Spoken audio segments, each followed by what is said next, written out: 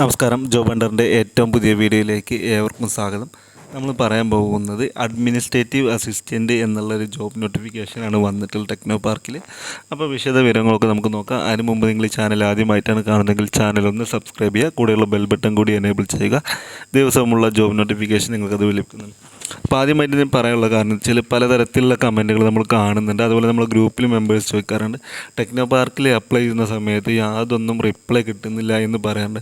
അപ്പോൾ നിങ്ങൾ അതിൽ ശ്രദ്ധിക്കേണ്ട കാര്യം എന്ന് വെച്ചാൽ നിങ്ങൾ ഏത് പോസ്റ്റിനാണ് അപ്ലൈ ചെയ്യുന്നതെങ്കിൽ അതിൻ്റെ കട്ട് ഓഫ് ഡേറ്റ് നിങ്ങൾ എന്തായാലും ശ്രദ്ധിച്ച് നിൽക്കേണ്ട കാര്യം തന്നെയാണ്. നമ്മൾ ഈ പോസ്റ്റിൻ്റെ കട്ട് ഓഫ് ഡേറ്റ് എന്ന് പറയുന്നത് 19, ക്ലോസിംഗ് ഡേറ്റ് ഏപ്രിൽ 19, 2025. അടുത്ത മാസം അതിൽ അടുത്ത മാസം 19 കഴിഞ്ഞിട്ടാണ് ഇവരെന്ത് ചെയ്യുള്ളൂ, നിങ്ങളെ അയക്കുന്ന മെയിലുകളും കാര്യങ്ങളും ചെക്ക് ചെയ്യത്തുള്ളൂ. കാരണം അതുവരെയുള്ള മെയിലുകൾ എന്ത് ചെയ്യും, ഇവർ സ്വീകരിക്കുന്നതാണ്.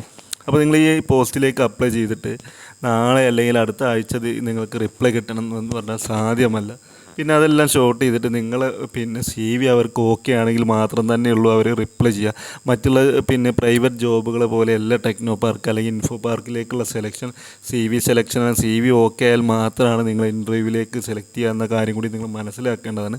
കാരണം നല്ല പോസ്റ്റുകൾ, ഒരുപാട് നല്ല പോസ്റ്റുകൾ വരാറുണ്ട്. യോഗ്യതയുള്ള ആളുകൾക്ക് നമ്മൾ ഗ്രൂപ്പിൽ നമ്മളെ സബ്സ്ക്രൈബേഴ്സിനൊക്കെ ഒരുപാട് പേര് അവിടെ ജോലി ചെയ്യുന്ന ആളുകളുണ്ട്. നമുക്ക് നേരിട്ട് അറിയുന്ന ഒരുപാട് പേരുണ്ട് അവിടെ വർക്ക് ചെയ്യുന്നത്. സെലക്ഷനായി നമ്മുടെ ചാനൽ വഴി സെലക്ഷനായി തന്നെ ആളുകളുണ്ട്. പക്ഷേ ഒക്കെ പറയാനുള്ള കാര്യം എന്താ വെച്ചാൽ നിങ്ങൾ എന്ത് ചെയ്യണം, നമ്മൾ അപ്ലൈ ചെയ്തതിന് ക്ഷമയോടെ കാത്തു നിൽക്കണം. അറ്റ്ലീസ്റ്റ് അതിൻ്റെ കട്ട് ഓഫ് ഡേറ്റ് കഴിഞ്ഞ് നിൽക്കണം.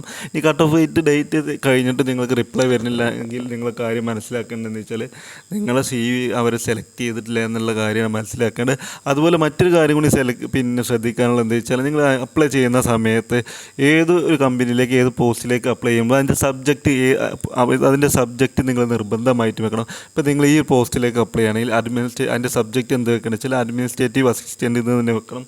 അല്ലാതെ ചുമ്മാ ഒരു CV അങ്ങോട്ട് അയച്ചിട്ട് കഴിഞ്ഞാൽ അവരെ സെലക്ട് ചെയ്യാൻ യാതൊരു അറിയിപ്പും തരാതെ തന്നെ അവർ റിജക്റ്റ് ചെയ്യുന്ന കൂടി നിങ്ങളെ അറിയിക്കുകയാണ്. പലതരത്തിൽ കമൻറ്റ് വരുന്നതുകൊണ്ടും അങ്ങനെ ആയതുകൊണ്ട് മാത്രമാണ് നമ്മൾ ഈ ഇങ്ങനെ ഒരു കാര്യം കൂടി ഈ വീഡിയോയിൽ പറയാനുള്ളത്.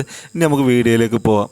അഡ്മിനിസ്ട്രേറ്റീവ് അസിസ്റ്റൻ്റ് എന്നുള്ള പോസ്റ്റിലേക്ക് വന്നിട്ടുള്ള പ്രിഫേർഡ് സ്കില്ലുകൾ എബോവ് ആവറേജ് കമ്മ്യൂണിക്കേഷൻ സ്കില്ല് റിക്വയർഡാണ്. Ability to work independently, organisation skill and prioritise and plan work, multi task and meet schedule, analytical skill, resolve problem and think creative എന്നാണ്.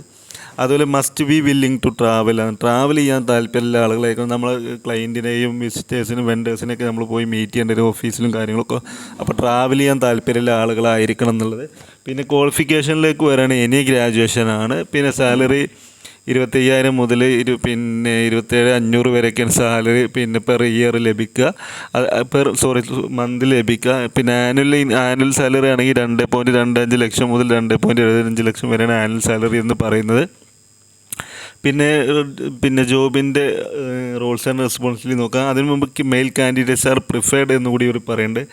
ഈ ഒരു പോസ്റ്റിലേക്ക് മെയിൽ കാൻഡിഡേറ്റ്സിനെയാണ് അവർ prefer ചെയ്യുന്നത്.